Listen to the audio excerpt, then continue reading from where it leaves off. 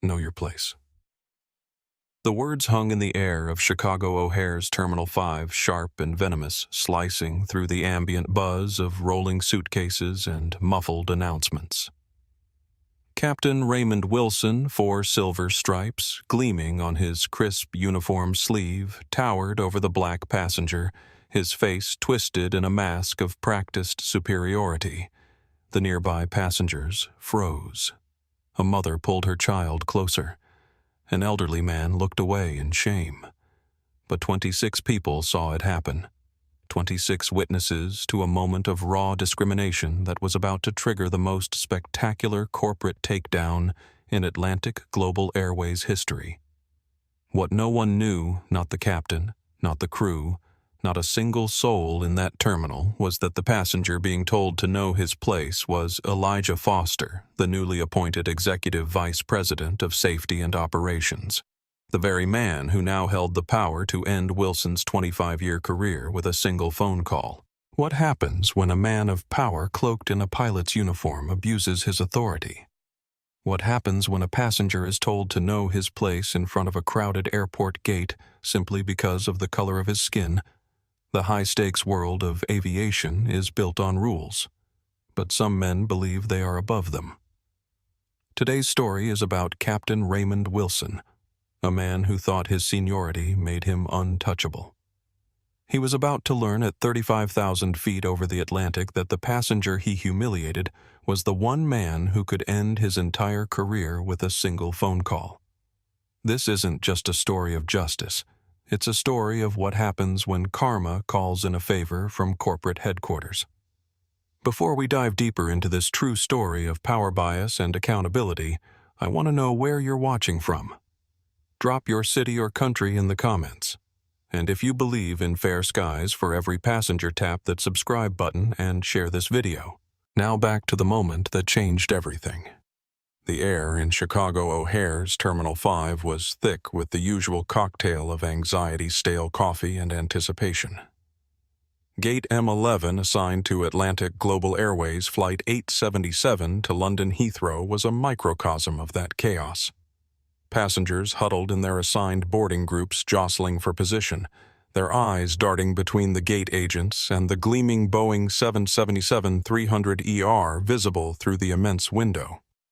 Elijah Foster sat quietly in the designated first-class seating area, his attention focused on a dense PDF on his tablet. The document was a quarterly safety compliance report, and it wasn't good. He wore a simple, well-tailored navy blazer, dark jeans, and a plain gray t-shirt. He looked more like a successful tech entrepreneur than what he was, the newly and secretly appointed Executive Vice President of Safety and Operations for the very airline he was about to fly. He'd been poached really from Delta by Atlantic Global's CEO Lawrence Palmer with a clear mandate. Fix this, Elijah. Fix the culture from the ground up. This flight, booked under a non-employee reservation, was his secret shopper mission before his official announcement the following week. He was there to observe, and he was already seeing things he didn't like. The boarding process was a mess. The lead gate agent, a man with Jason on his name badge, was barking at passengers, his patience worn to a nub. An elderly Italian couple, struggling with English, was trying to ask about their seat assignments. Group 4 means Group 4. I'm on Group 2 now. Move aside, Jason snapped, not even making eye contact. Elijah stood up, his 6'2" frame unfolding calmly. He approached the couple. May I help you? He asked, his voice low and steady. He glanced at their tickets. You're in 34A and 34B. That's Group 4. They'll call your group in about 10 minutes. You're fine. The couple, relieved, thanked him profusely. As Elijah turned, he found his path blocked.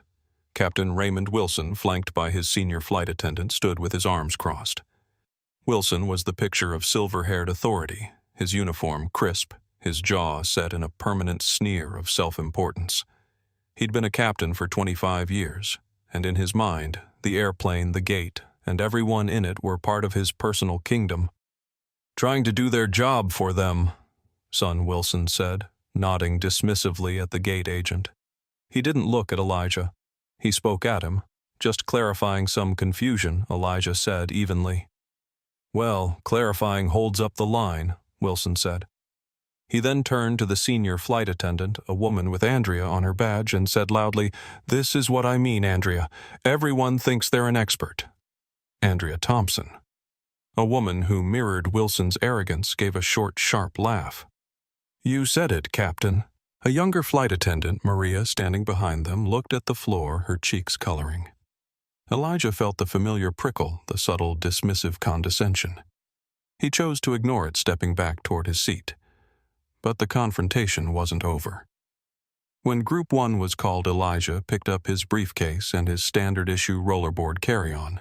He got in line. When he reached the podium, Jason, the gate agent, scanned his ticket and then eyed his bag. "That's too big," Jason said flatly. Elijah paused. "It's a standard domestic carry-on. It fits the sizer perfectly. Our sizers are different. International flights are stricter. You'll have to check it," Jason said, his eyes flicking over Elijah's casual attire. "I fly this route twice a month," Elijah replied, his voice still calm. "And I have the Atlantic Global app right here. Your own policy states that for first class, a bag of these exact dimensions, 22 by 14 by 9 inches, is acceptable." He was testing them. This was a classic power trip scenario, a small crack in the foundation that often revealed larger structural rot.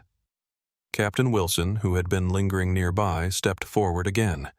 His arrival silenced the line. "There, a problem here?" Jason Wilson asked.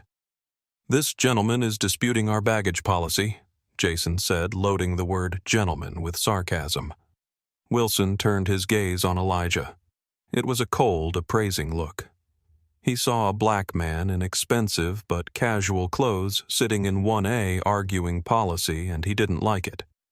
"Son," Wilson said, stepping closer, his voice dropping to a low, menacing rumble. "I am the captain of this aircraft. What I say goes. The agent says the bag gets checked. It gets checked.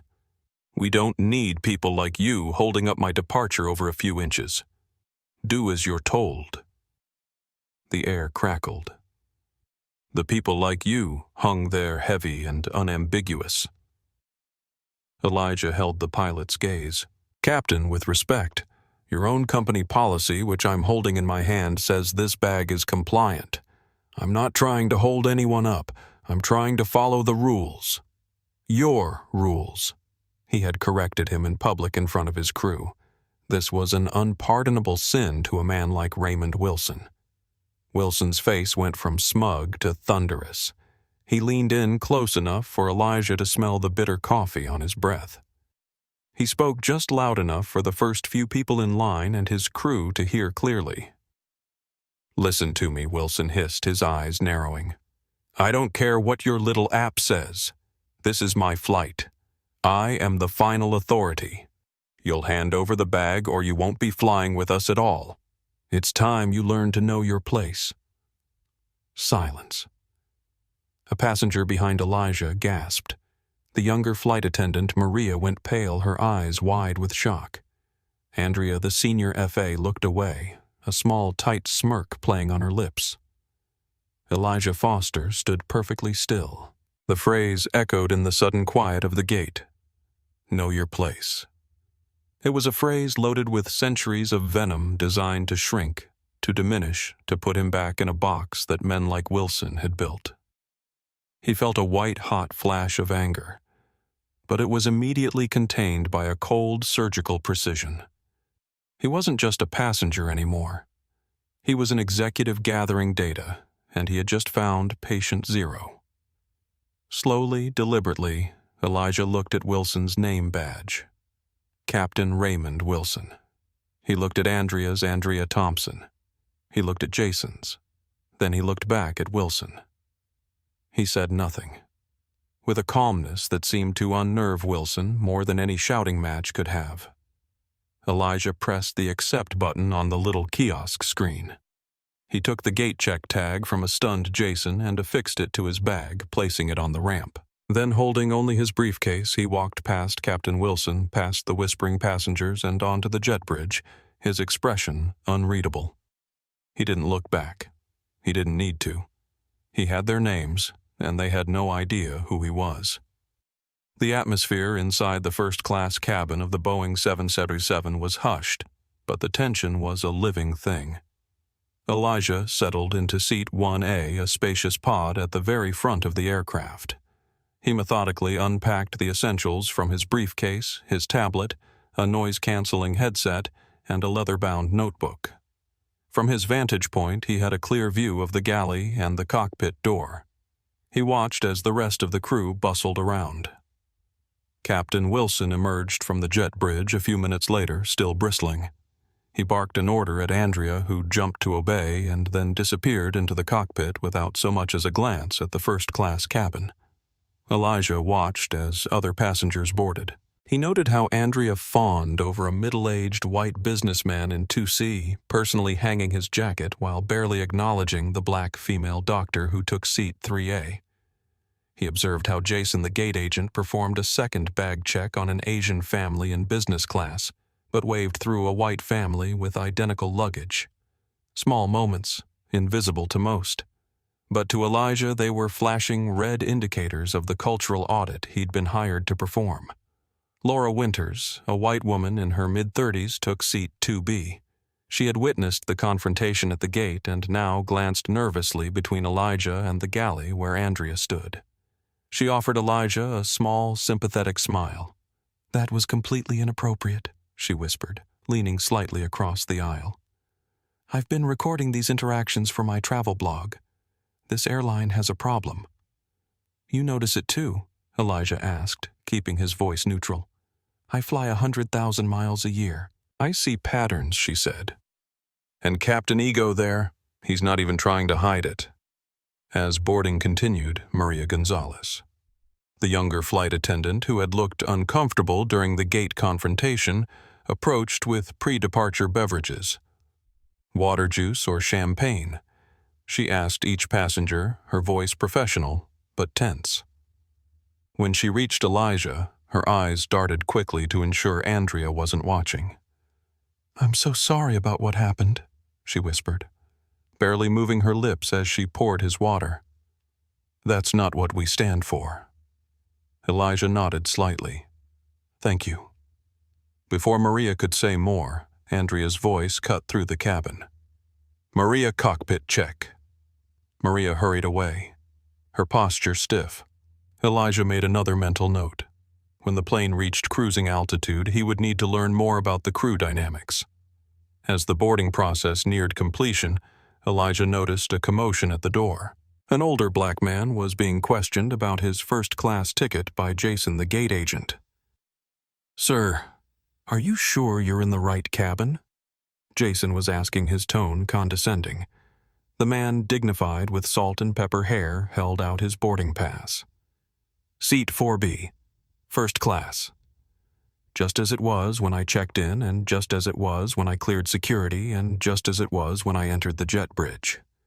Andrea moved to intercept plastering on a fake smile. "Let me just verify that for you, sir." Elijah watched the scene unfold, his jaw tightening. The pattern was unmistakable. He glanced at Laura, who had her phone pointed discreetly at the interaction recording. Carlos Mendez, a Hispanic businessman in his early 50s who had taken seat 3D, shook his head slightly. He caught Elijah's eye. Every single time he mouthed silently. Before boarding was complete, Wilson emerged from the cockpit again, this time to perform his cabin check, a ritual that seemed designed primarily to demonstrate his authority. He walked through first class, making small talk with selected passengers. He smiled warmly at the white passengers, asked about their connections, their comfort. When he passed Elijah's seat, his eyes slid over him without recognition. No greeting, no acknowledgement, just a deliberate, pointed erasure. Elijah observed silently, cataloging every slight, every microaggression, every breach of professional standards. As the aircraft doors closed, Wilson returned to the cockpit.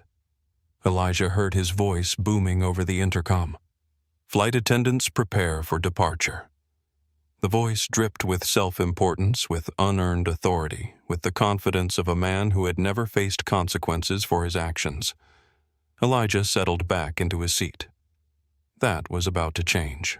15 years earlier, Elijah Foster had been a young engineer with a promising career at Boeing.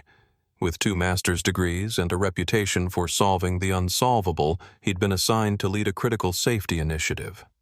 But when he arrived at the high-level presentation badge clearly displayed on his chest, the senior director had stopped him at the door.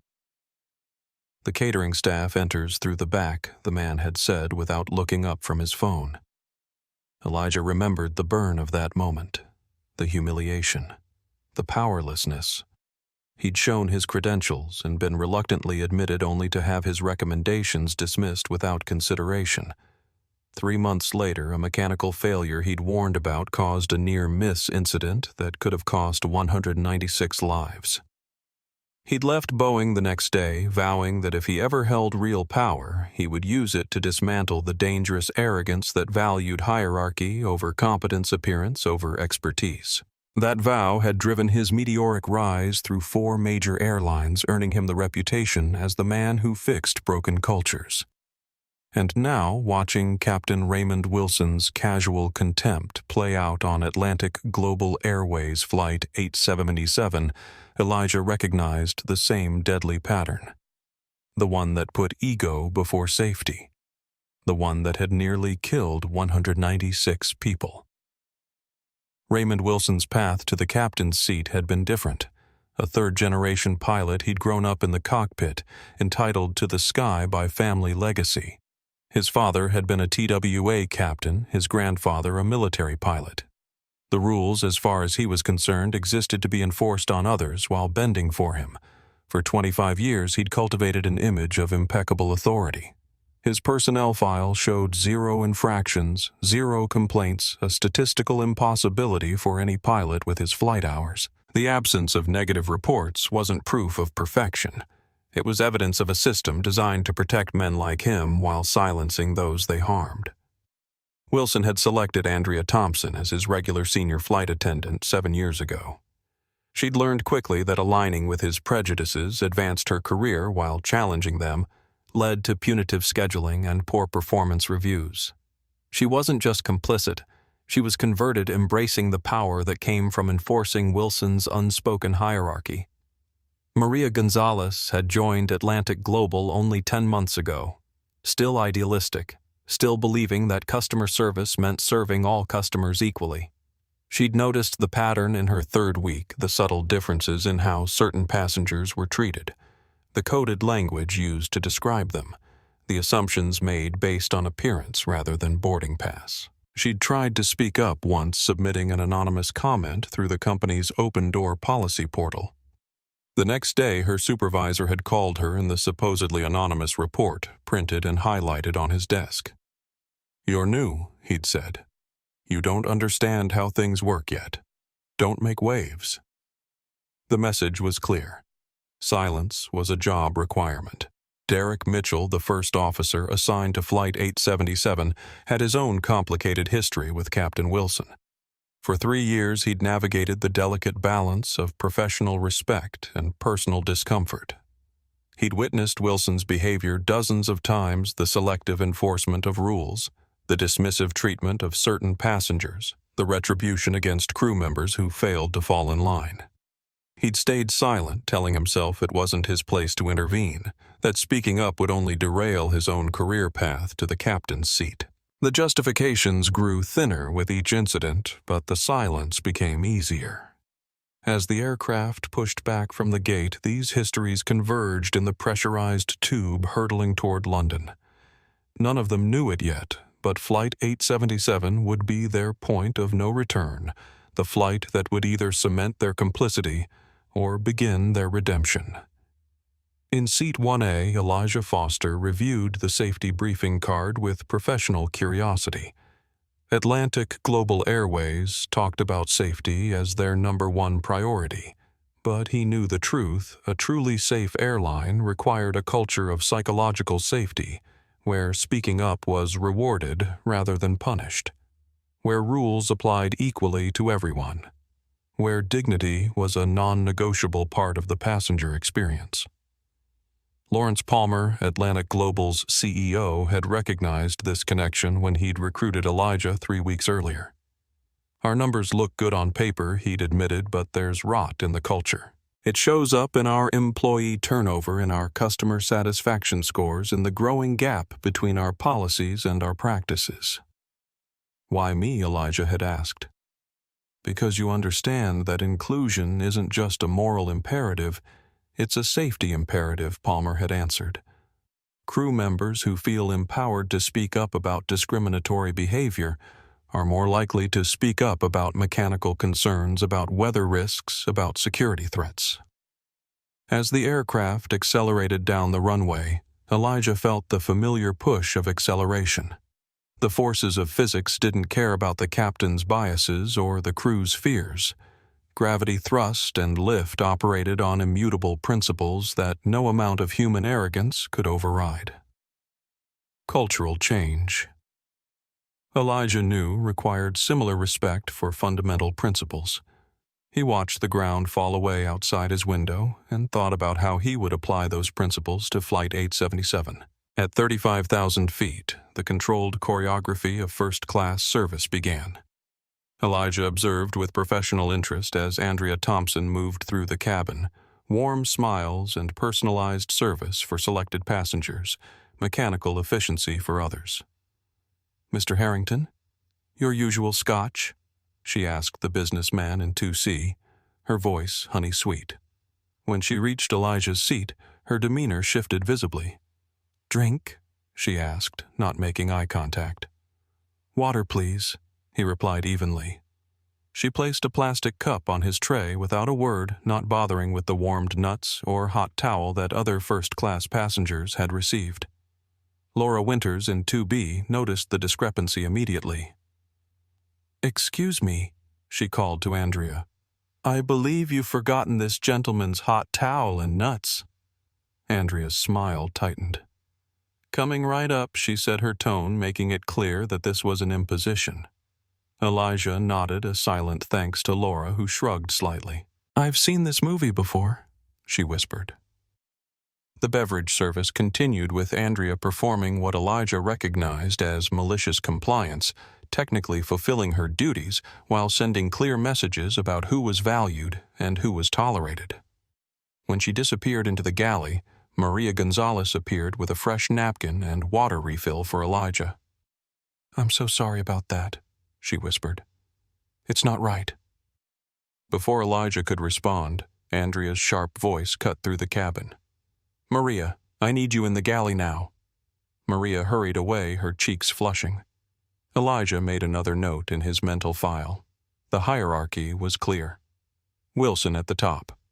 Andrea as his enforcer, and crew members like Maria caught in between duty to passengers and fear of retaliation. An hour into the flight, the meal service began. Elijah observed the same pattern. Effusive attention for some perfunctory service for others, with variables that had nothing to do with passenger behavior and everything to do with appearance and perceived status. Carlos Mendez in 3D caught Elijah's eye again. "Watch this," he mouthed silently. When Andrea approached with the meal choices, Carlos asked in a thick, exaggerated accent, "What is the chicken option, please?" Andrea spoke slowly, loudly, as if to a child. "The chicken is with pasta. Would you like that?" Carlos nodded, then, after she moved on, winked at Elijah and continued his conversation with his seatmate in perfect, unaccented English. He'd proven his point. Assumptions were being made constantly. Midway through the meal service, Captain Wilson emerged from the cockpit for his cabin visit, another ritual of selective engagement. He stopped to chat with favored passengers, asking about their comfort, sharing insider comments about the route or the aircraft. He paused at the row where Sophia Anderson, an elderly white woman, sat in 4A. "Everything to your satisfaction, ma'am?" he asked with grandfatherly charm. "The service seems a bit uneven," Sophia replied, her eyes darting meaningfully toward Elijah.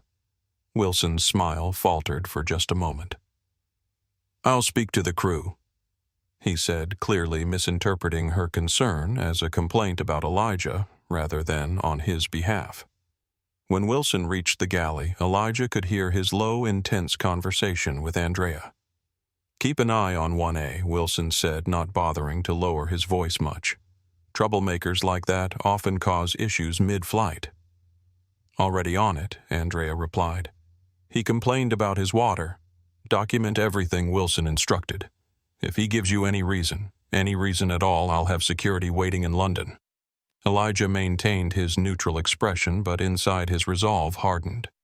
This wasn't just poor customer service or personal bias. This was a strategic targeting a coordinated effort to create a paper trail justifying discriminatory treatment. Maria emerged from the galley with coffee service, her face a careful mask. When she reached Elijah, she leaned down slightly. "They're watching you," she whispered. "Be careful." Elijah nodded almost imperceptibly. "Thank you." As she moved away, he noticed her slip a folded napkin beneath his dessert plate. When Andrea's attention was elsewhere, he discreetly opened it. In neat handwriting it read, "This happens all the time. Wilson has gotten 3 FAs transferred for reporting him. HR does nothing. I have documentation if you need it." Maria Elijah pocketed the note, his mind processing this new information. Maria wasn't just uncomfortable with the situation. She was actively gathering evidence, taking a significant personal risk. The cabin lights dimmed as the meal service concluded. Most passengers settled in to sleep or watch movies. Elijah, however, remained alert, continuing his careful observation. He noticed Andrea making notes after each interaction with him, building the paper trail Wilson had requested. 3 hours into the flight, Elijah pressed his call button to request water. Andrea appeared, her smile fixed and false. "Yes," she asked, the single word somehow conveying both impatience and disdain. "May I have some water, please?" Elijah asked politely. "We're in the middle of crew rest rotations," she replied. "I'll get to it when I can." She walked away without another word, then promptly served drinks to 3 other passengers who had activated their call buttons after Elijah. Laura Winters, still awake in 2B, shook her head in disbelief. She reached for her own water and handed it to Elijah. "This is ridiculous," she whispered. "Thank you," Elijah said, accepting the water but not drinking it. He had no intention of being a passive recipient of bias. He was methodically documenting a pattern for what would come next. In the galley, Wilson had emerged from the cockpit again, this time engaged in a hushed but intense conversation with Andrea. Their eyes occasionally darted toward seat 1A. Elijah pretended to be engrossed in his tablet but was keenly aware of their attention.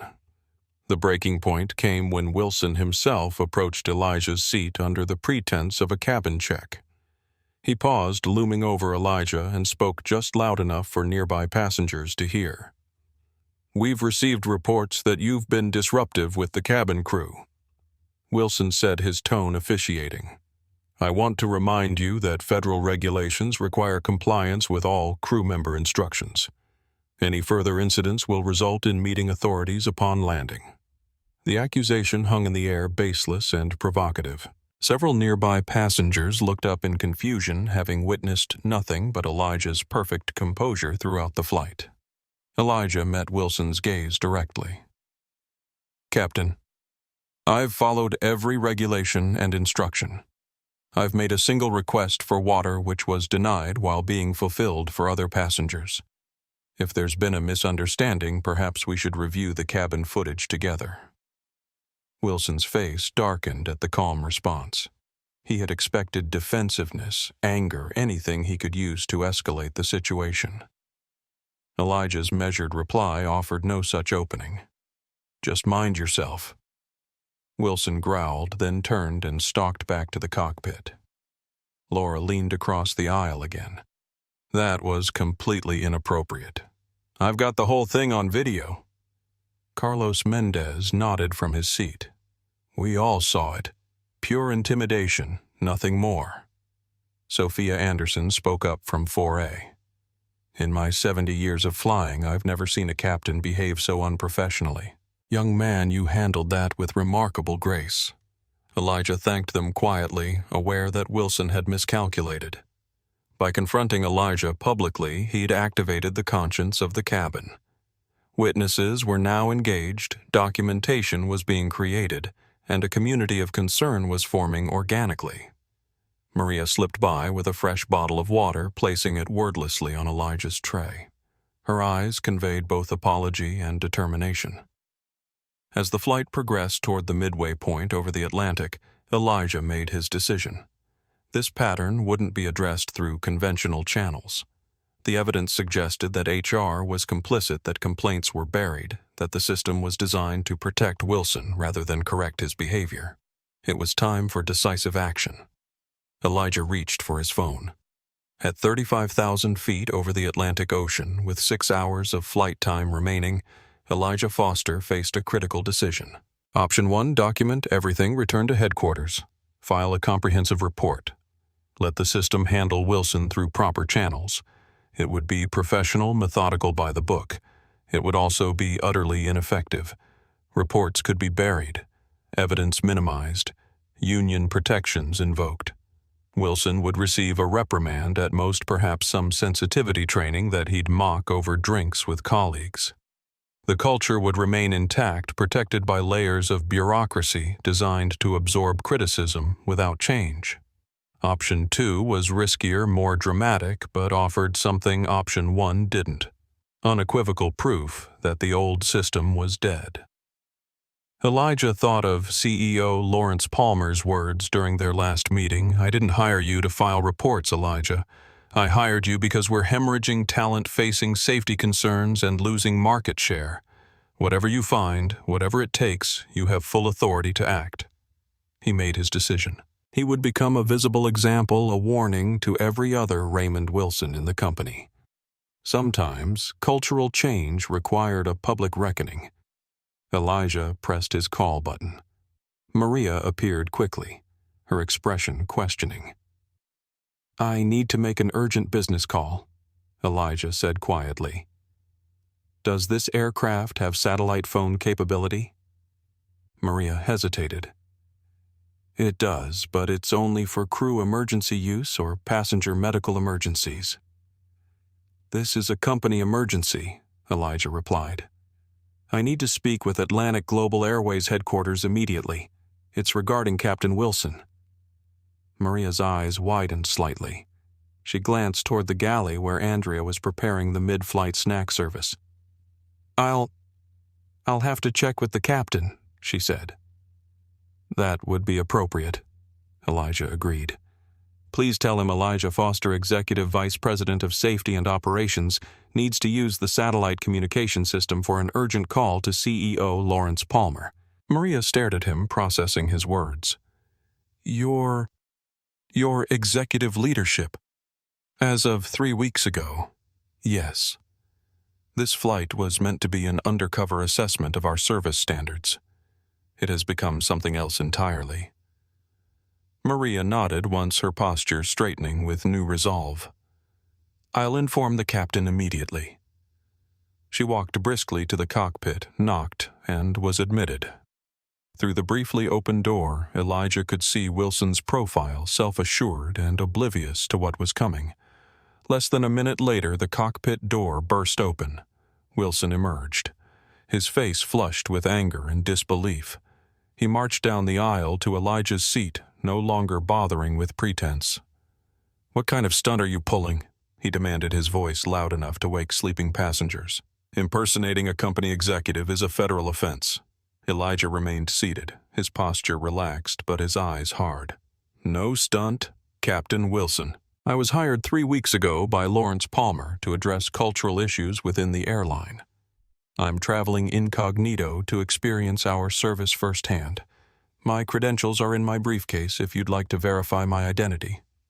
Wilson's face went through a rapid sequence of emotions: disbelief, doubt, the first flickers of fear. If you're who you claim to be, why are you just now identifying yourself? He challenged, but his voice had lost some of its certainty. Because I needed to see how you behave when you think no one with authority is watching. Elijah replied evenly. Now I need to use the satellite phone to contact headquarters. Will you authorize that, or shall I add refusal to accommodate a senior executive to my report? A tense silence fell over the first-class cabin. Every passenger was now awake and watching the confrontation with rapt attention. Andrea had emerged from the galley, her face pale. Derek Mitchell, the first officer, stood in the cockpit doorway, his expression a mixture of concern and confusion. Wilson made a visible effort to regain control. Of course, sir. We'll prepare the satellite phone immediately. Mitchell, take the controls. Derek nodded and disappeared back into the cockpit. Wilson turned to Andrea. Prepare the comm system in the rear galley. As Wilson led Elijah toward the rear of the aircraft, Laura Winters caught Elijah's eye and gave him a subtle thumbs up. Carlos Mendez nodded with satisfaction. Sophia Anderson smiled approvingly. In the rear galley, Wilson's demeanor had transformed completely. The arrogance had evaporated, replaced by thinly veiled panic. "Mr. Foster, sir, I want to explain," he began. "Save it for the hearing." Captain Elijah cut him off. "Right now I need that phone." Wilson handed over the satellite handset, his hands not quite steady. Elijah dialed a direct number that few in the company possessed. Lawrence Palmer answered on the second ring. "Palmer. Lawrence, it's Elijah. I'm on Flight 877 to London." "Ahead of schedule with your assessment?" Palmer asked, sounding surprised. "Circumstances required acceleration," Elijah replied.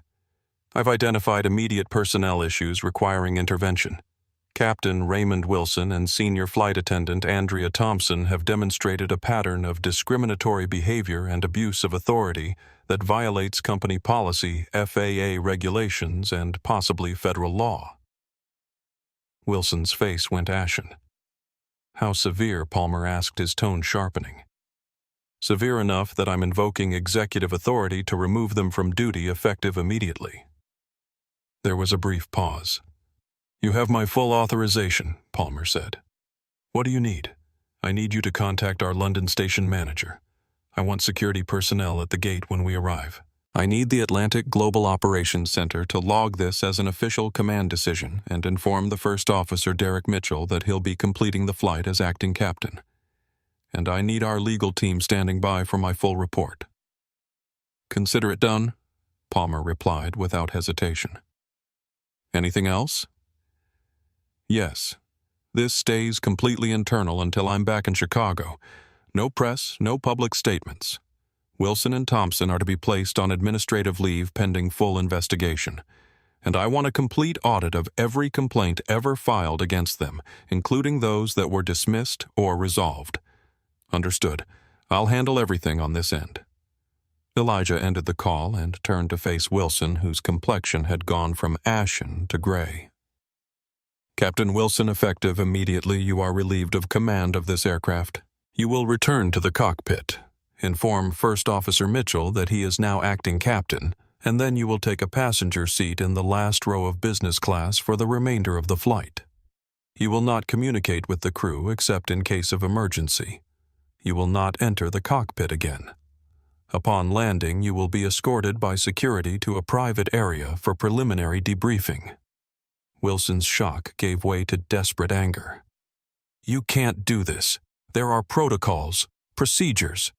"The union I just did it," Elijah interrupted. "And the Atlantic Global Airways Pilot Union Agreement has specific provisions for immediate removal from duty in cases involving passenger safety or hostile work environment violations. You created both today." Wilson searched for words, found none, then made one last attempt. "This is about the baggage, isn't it? Look, I was just enforcing policy. If I offended you..." "This is about know your place," Elijah said, his voice finally showing a hint of the anger he'd controlled all day.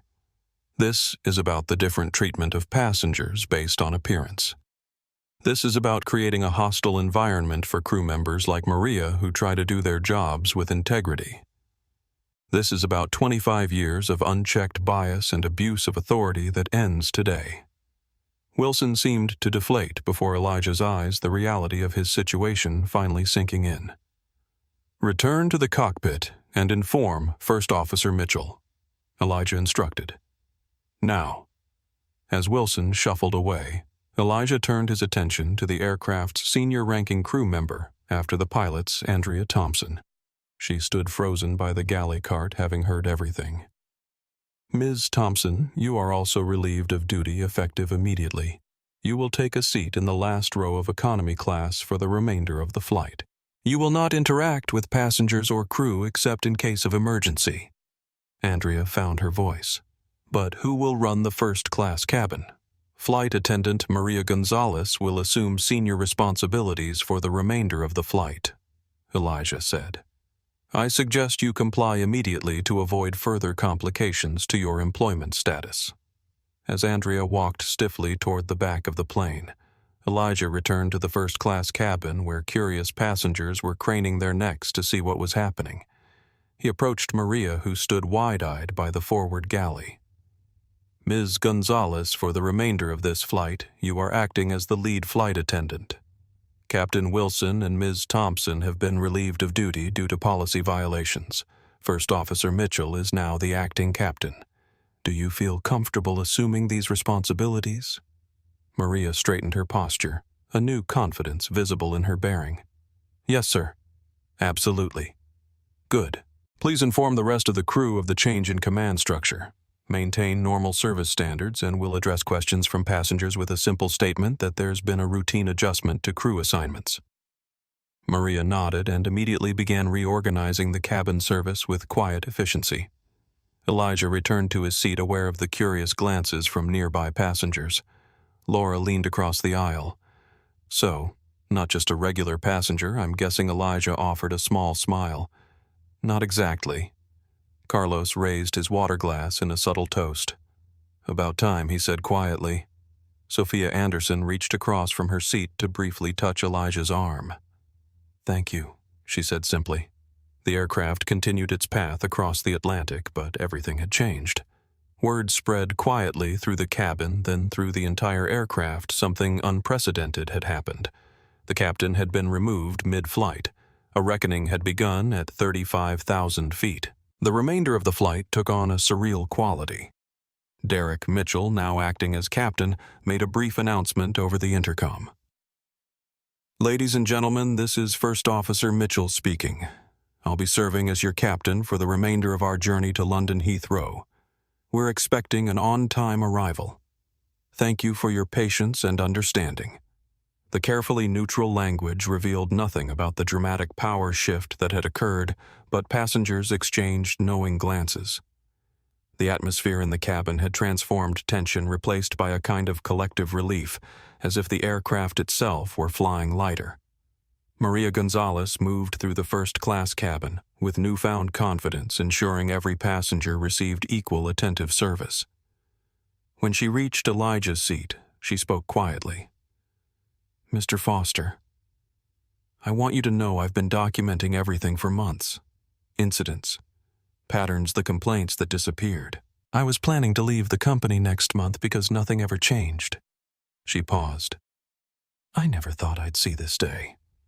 "Your documentation will be invaluable to the investigation," Elijah replied.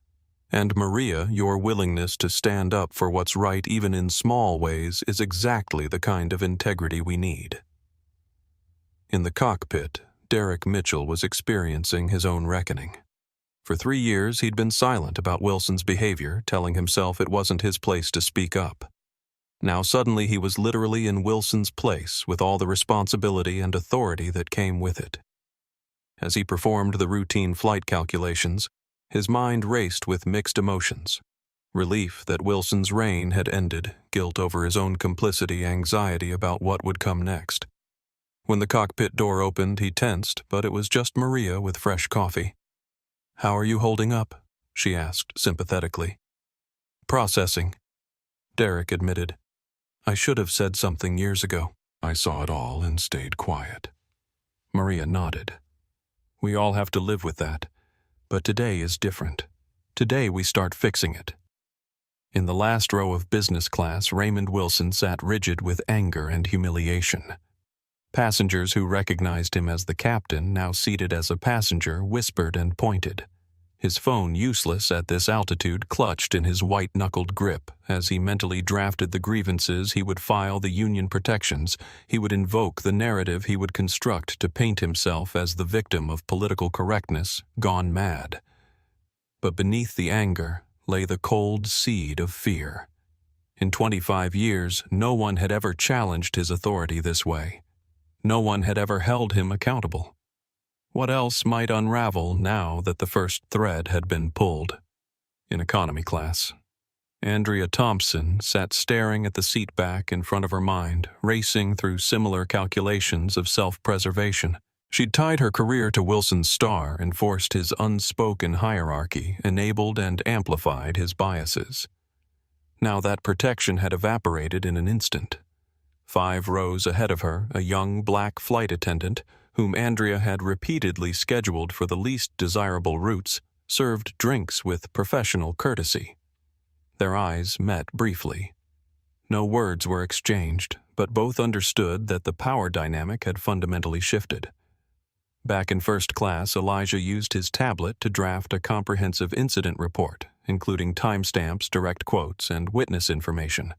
Laura Winters leaned over occasionally to verify details from her own recordings. I've been documenting airline discrimination for a blog series, she explained. I have over 50 incidents across 12 carriers, but this is the first time I've seen real-time accountability. Carlos Mendez joined the conversation. I've flown over 2 million miles with Atlantic Global, filed 8 formal complaints about discriminatory treatment. Each one disappeared into the void. Sophia Anderson added, I stopped flying with my grandchildren because I couldn't bear for them to see how certain passengers were treated. It broke my heart. Their testimonies painted a picture not of isolated incidents, but of a pervasive culture, one that hadn't developed by accident but through deliberate choices and strategic negligence. 3 hours before landing, Elijah received a secure email from Lawrence Palmer, confirming that all arrangements had been made. Security would meet the aircraft at the gate. Wilson and Thompson would be escorted to private offices for preliminary interviews. Atlantic Global's board had been notified of the situation in a secure conference call. Most significantly, a comprehensive audit of the company's complaint management system had already begun, with an outside firm granted emergency access to HR databases, including the resolved and no action required archives that normally remained sealed. As the flight began its descent into London, Heathrow, Derek Mitchell's voice came over the intercom again. Ladies and gentlemen, we're beginning our initial descent into London Heathrow. We expect to land in approximately 40 minutes. The local time is 7:15 a.m. and the weather is partly cloudy, with a temperature of 16 degrees Celsius. On behalf of the entire crew, I want to thank you for flying with Atlantic Global Airways today. The standard announcement carried extra weight for those who understood what had transpired.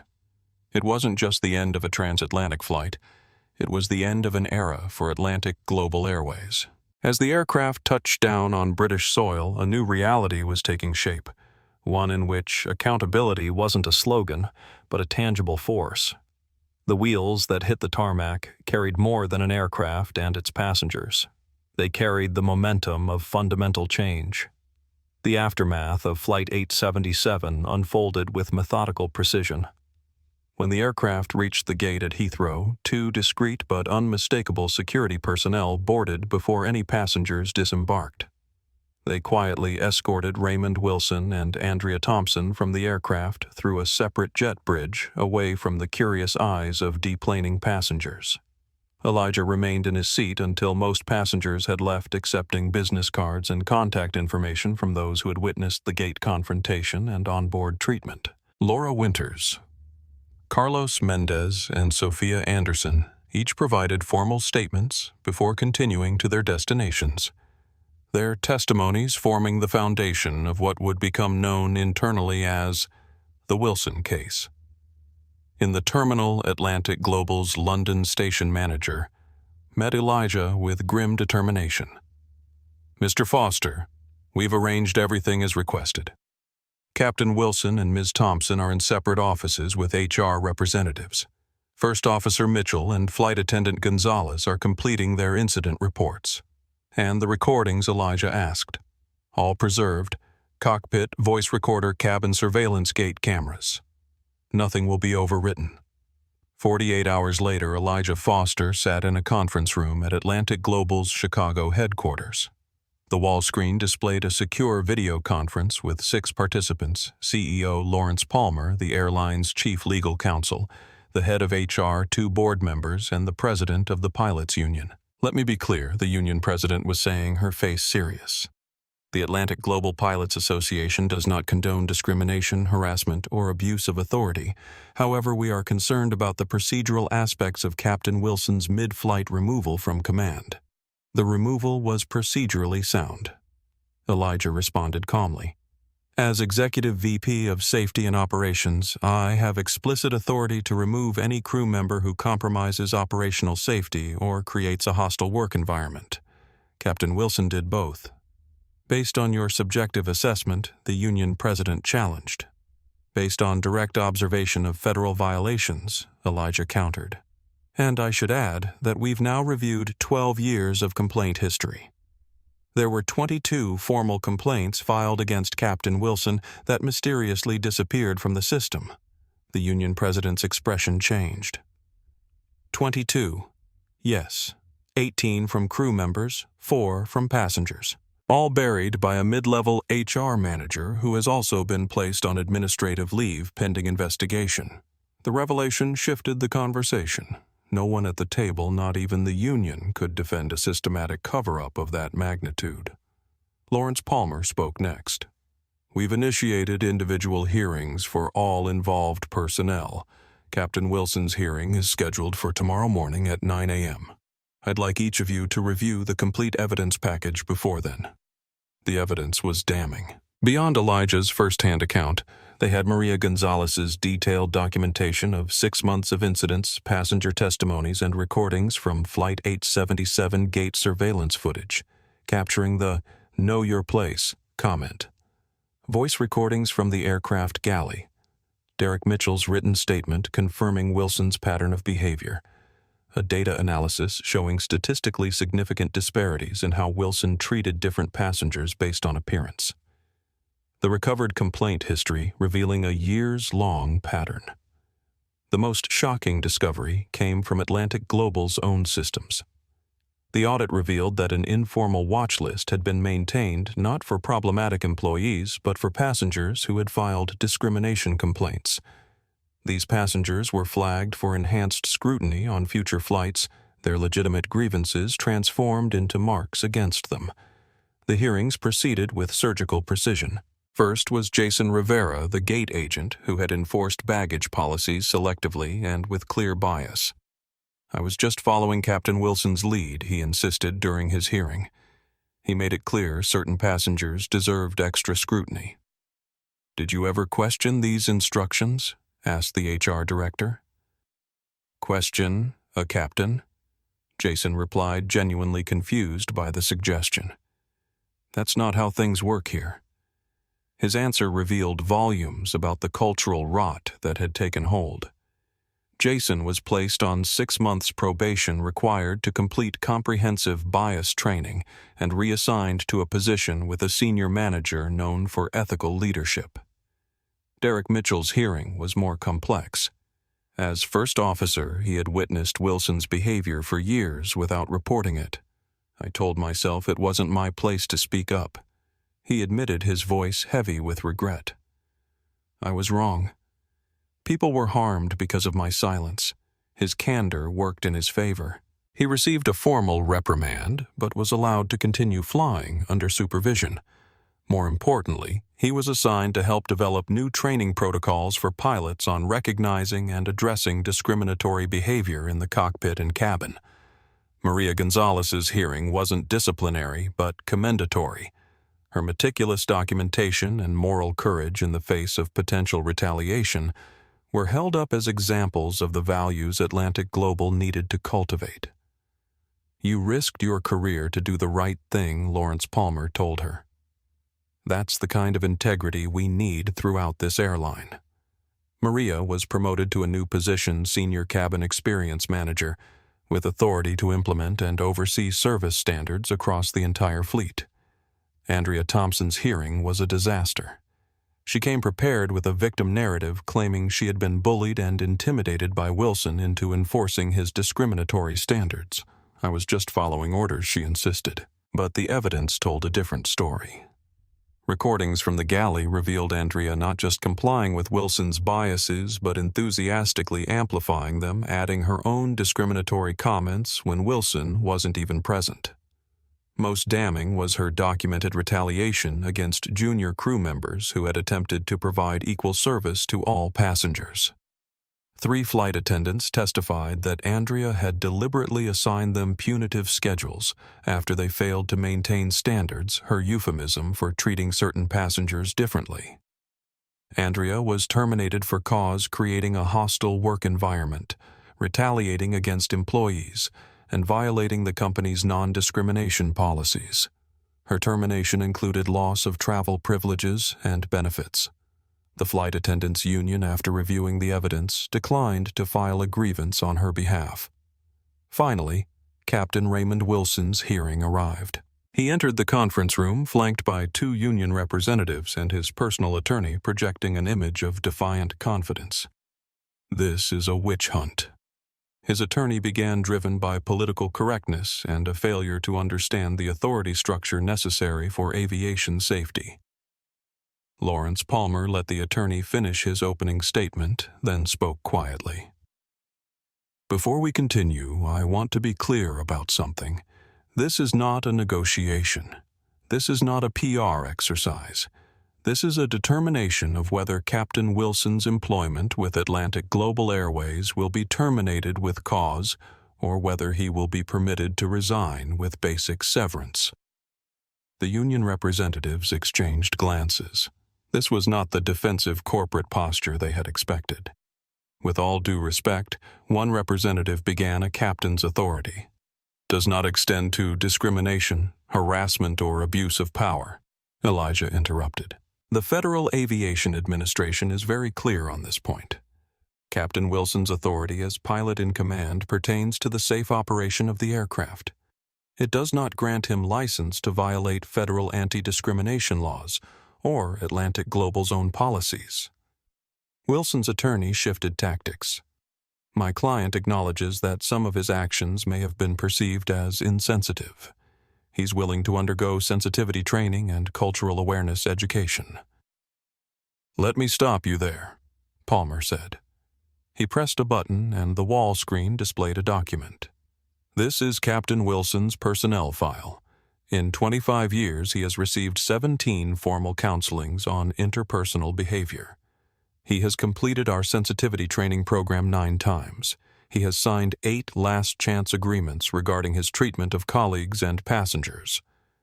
Another document appeared on the screen. "This is what we found when we dug deeper. 22 formal complaints that never reached his file because they were intercepted and buried by a manager in HR who has since been terminated." Wilson's face paled. His attorney leaned in to whisper something, but Wilson waved him off. His expression hardening. "You can't prove those complaints were valid," he said directly to Palmer. "It's my word against theirs." "Actually," Elijah interjected, "we have something better than words." He nodded to the IT specialist in the corner who typed a command. The screen filled with a grid of video clips, gate confrontations, galley conversations, cockpit exchanges, each showing Wilson in unguarded moments, speaking about passengers and crew members, in explicitly biased terms, issuing retaliatory instructions, creating the toxic culture that had flourished under his command. "We've been updating our onboard recording systems over the past 3 years, Palmer explained.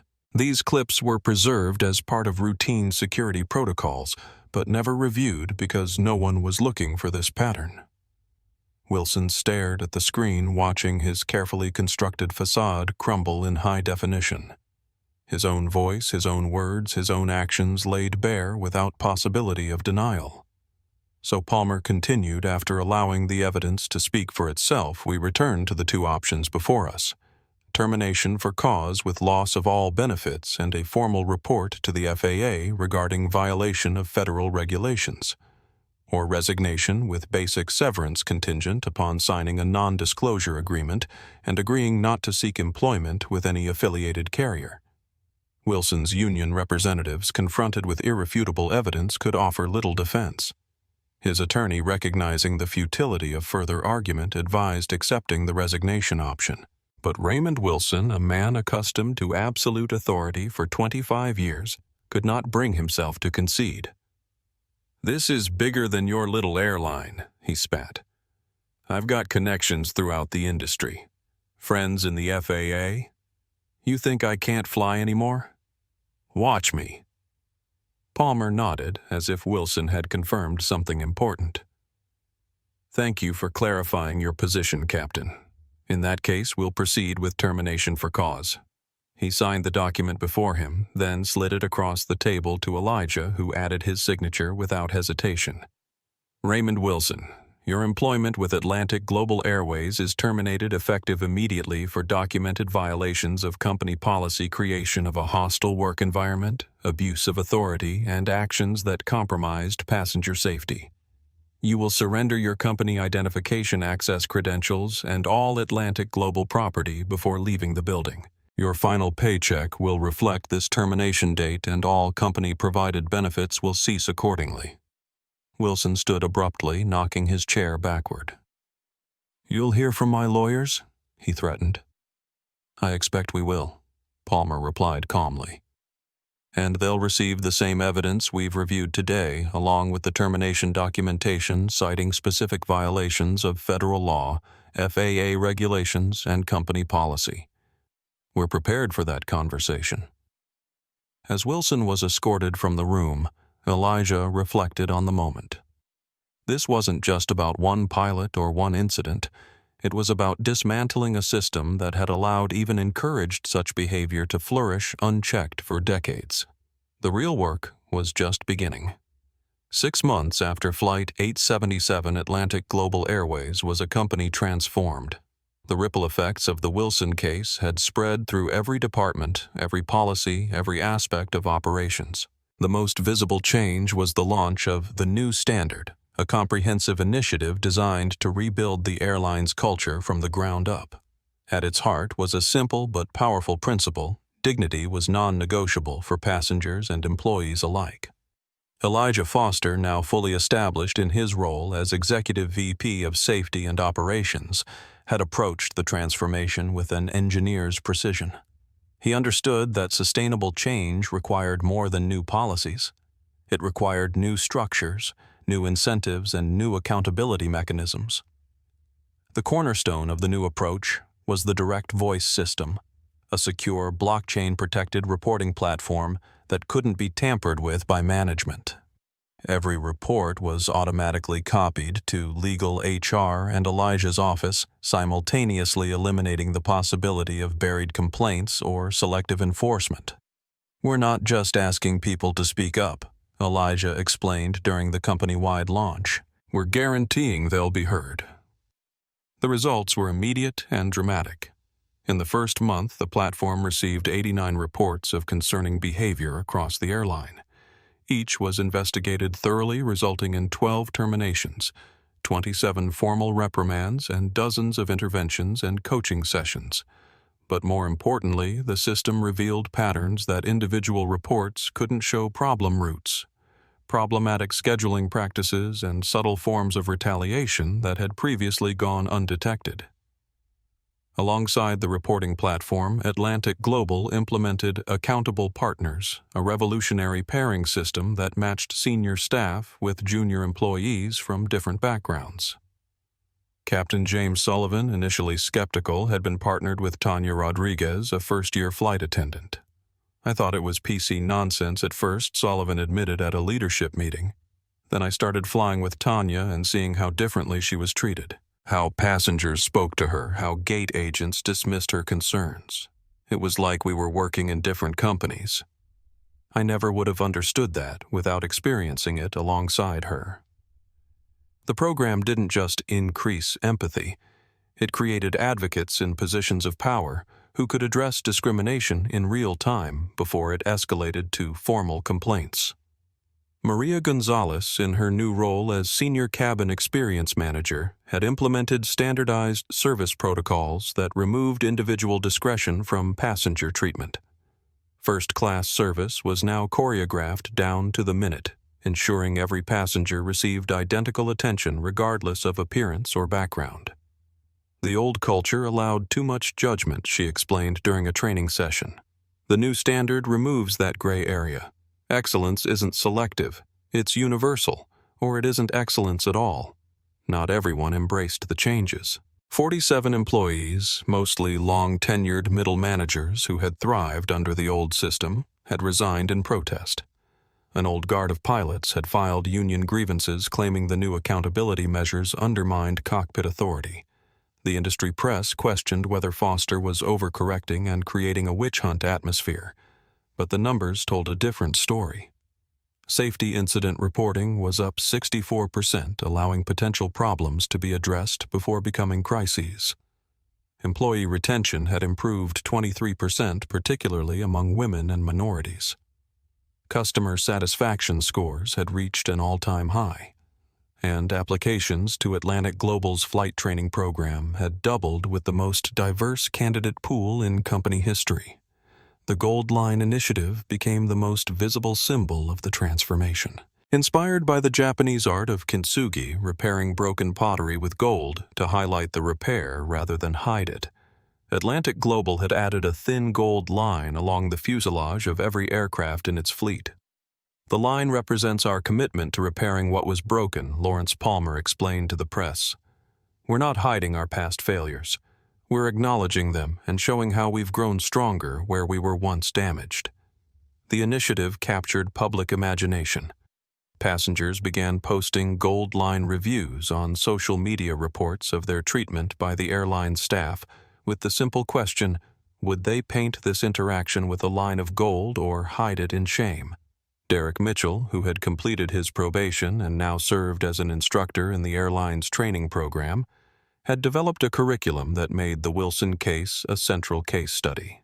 New pilots learned not just how to fly aircraft, but how to lead inclusively, how to recognize bias in themselves and others, and how to create cockpit cultures where safety concerns could be raised without fear of retaliation. The connection between inclusive culture and safety culture isn't abstract, Mitchell told each new class. They're the same culture. If crew members fear speaking up about discrimination, they'll fear speaking up about mechanical concerns, about weather risks, about security threats. For Raymond Wilson, the consequences had extended far beyond Atlantic Global. His termination for cause had triggered a mandatory review of his airman certification. The FAA, presented with the evidence of his mid-flight intimidation of passengers and crew, had suspended his airline transport pilot certificate pending a formal hearing. His attempt to find employment with other carriers had been unsuccessful. The non-disclosure agreement he had rejected would have shielded the details of his termination. Without it, potential employers could access the full record of his behavior. Andrea Thompson had fared little better. Without the airline benefits that had supported her lifestyle for 17 years, she had been forced to sell her condo and relocate. Industry contacts reported she was working at a suburban coffee shop, still blaming political correctness for her downfall. But the transformation wasn't about punishment. It was about progress. Atlantic Global's Second Chance program offered a path back for employees who had been complicit in the old culture, but demonstrated genuine commitment to change. Jason Rivera, the gate agent who had enforced Wilson's discriminatory standards, had completed his probation and bias training with unexpected enthusiasm. He now served as a culture ambassador at O'Hare, helping other gate agents recognize and address problematic patterns in their own behavior. I didn't understand how I was being used to harm people, he explained during a staff meeting.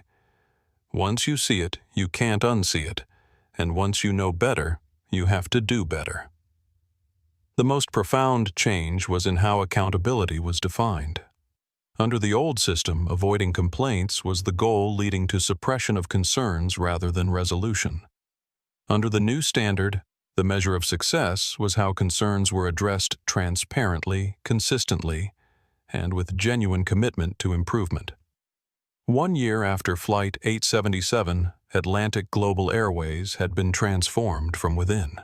The company that had protected Raymond Wilson for 25 years had become the industry leader in ethical operations and inclusive culture. And it had all begun with 2 words: know your place, spoken to the one person who had the power to redefine what those words would mean for an entire company. 1 year to the day after Flight 877, Elijah Foster stood at Gate M11 in O'Hare's Terminal 5. The space had been renovated, brightened. A small, discreet plaque had been installed beside the desk. From this gate, change took flight. He watched as the new gate crew efficiently processed passengers for the London flight. The lead agent, a young black woman, handled a passport issue with professional courtesy. The first officer greeted an elderly couple, warmly helping them understand their boarding passes. This wasn't just policy compliance. It was cultural transformation made visible in 100 small interactions, 1,000 tiny choices that collectively created an atmosphere of genuine respect. As Elijah observed, a teenage boy approached the gate alone, clutching his ticket nervously. He couldn't have been more than 16, traveling in a hoodie and jeans, his expression a mixture of excitement and anxiety. "First time flying international?" the gate agent asked kindly. The boy nodded. "Yes, ma'am. Going to visit my dad in London." "Well, you're in good hands," she assured him, checking his passport. "You're in seat 2A, that's first class right at the front." The boy looked surprised. "Are you sure? My ticket says 22A. The agent checked her screen. There was a last-minute aircraft change to a smaller plane. "You've been upgraded. Congratulations." As the boy moved toward the jet bridge, Elijah noticed the gate agent discreetly tap her colleague and whisper, "Flag his profile for the senior flight attendant, first-time international traveler, young person flying alone, make sure they check on him." It wasn't dramatic. It wasn't revolutionary. It was simply human, the quiet dignity of being seen, respected, and cared for, regardless of appearance or status. The basic decency that had been missing that day a year ago. Elijah's presence at the gate wasn't coincidental. He had one more piece of business to conclude before the transformation of Atlantic Global could truly be considered complete. He spotted her before she saw him, Maria Gonzalez, now the company's Director of Cabin Experience, overseeing training for all flight attendants system-wide. Her confident stride and straight posture were a stark contrast to the hesitant, fearful flight attendant she'd been a year earlier. "Mr. Foster," she greeted him warmly. "I didn't expect to see you here today. Call me Elijah, please," he reminded her with a smile. "And I wanted to be here. It felt important to mark the anniversary." Maria nodded, understanding immediately. 1 year since Flight 877. Sometimes it feels like yesterday, sometimes like another lifetime. "How's the new program going?" Elijah asked as they moved to a quieter spot near the window overlooking the tarmac. "Exceeding expectations," Maria replied with quiet pride. 98% completion rate on the new training. Customer satisfaction up another 12 points this quarter. And applications for flight attendant positions are at an all-time high. And the Wilson case study. Still the most powerful module in the training. We don't use names anymore, but everyone knows. It's become something of a legend, the flight that changed everything. Their conversation was interrupted by the arrival of Derek Mitchell, now a Czech airman responsible for evaluating and certifying other pilots. He approached with the easy confidence of a man comfortable in his authority. "Right on time," he said, checking his watch. Thought you might be here today. Wouldn't miss it, Elijah replied, shaking his hand. How's the Cockpit Culture Initiative coming along? Derek's face broke into a genuine smile. Remember how we couldn't get pilots to file safety reports because they feared retaliation? Last month, we had 400 voluntary reports. 400. That's more than the previous 3 years combined. Any pushback from the old guard, Elijah asked. Less than you'd expect. Turns out most pilots don't actually want to be Raymond Wilson. They just didn't know there was another way to lead. As they spoke, Elijah noticed a familiar figure sitting alone in the gate area, watching their interaction with undisguised interest. He excused himself and approached. Ms. Anderson, he greeted Sophia, the elderly woman who had been on Flight 877. Traveling again, Sophia smiled up at him. London to see my grandchildren. I promised them I would once the airline changed. You kept your word, so I'm keeping mine. I'm honored, Elijah said sincerely, taking the seat beside her. Your testimony was instrumental in building the case. Oh, I didn't do it for him, Sophia said, a twinkle in her eye. I did it for that boy. She nodded toward the teenager who had been upgraded, now boarding the aircraft, and all the others who deserved to fly without being diminished. Their conversation was interrupted by a public announcement. Atlantic Global Airways Flight 877 to London Heathrow is now boarding all passengers. We invite our first-class passengers, Platinum members, and any passengers needing special assistance to board at this time. Elijah helped Sophia gather her belongings. Let me walk you to the gate.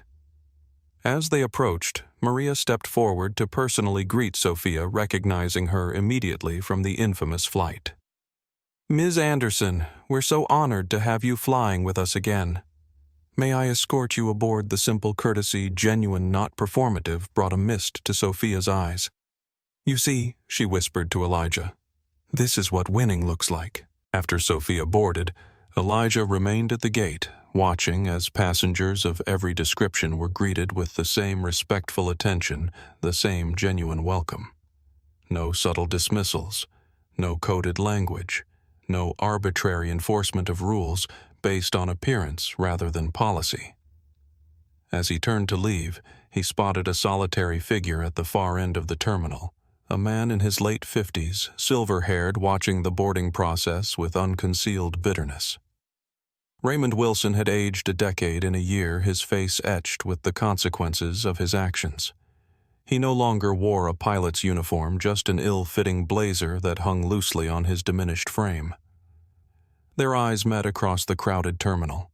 For a moment, neither moved. Then, surprising himself, Elijah walked toward his former adversary. Wilson tensed as Elijah approached, clearly expecting confrontation. Instead, Elijah stopped a respectful distance away and spoke quietly. I didn't expect to see you here today.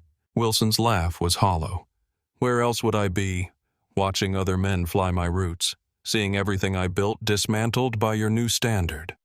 The words were bitter, but the fire behind them had died. Is that really what you see? Elijah asked.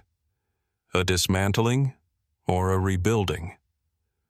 Wilson glanced toward gate M11 where the last passengers were boarding.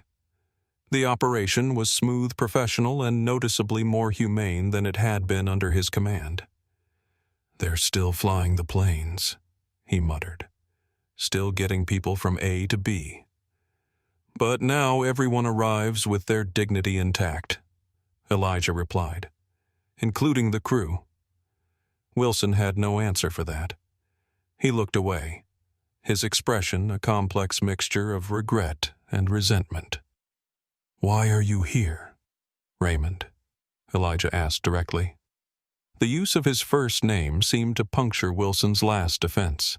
His shoulders slumped slightly. I don't know, he admitted. Maybe to see if it was all worth it. Everything I lost, my career, my pension, my reputation. He gestured vaguely toward the gate. For what? So people can be a little more comfortable for a few hours in the air. No, Elijah said firmly.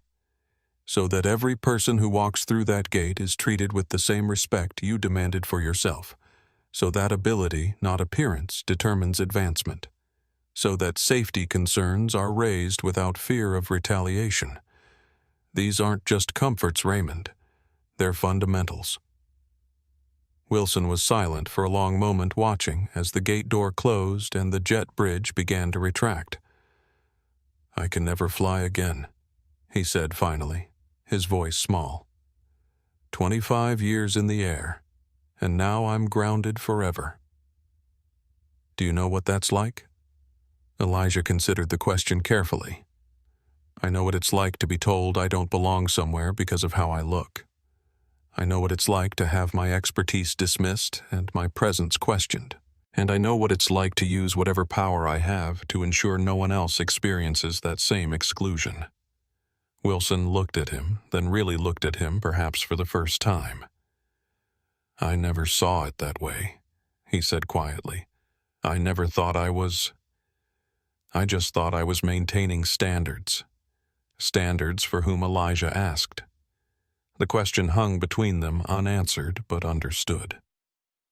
Wilson nodded once, a gesture of resignation rather than agreement, then turned and walked away, a solitary figure carrying the weight of consequences he had never expected to bear.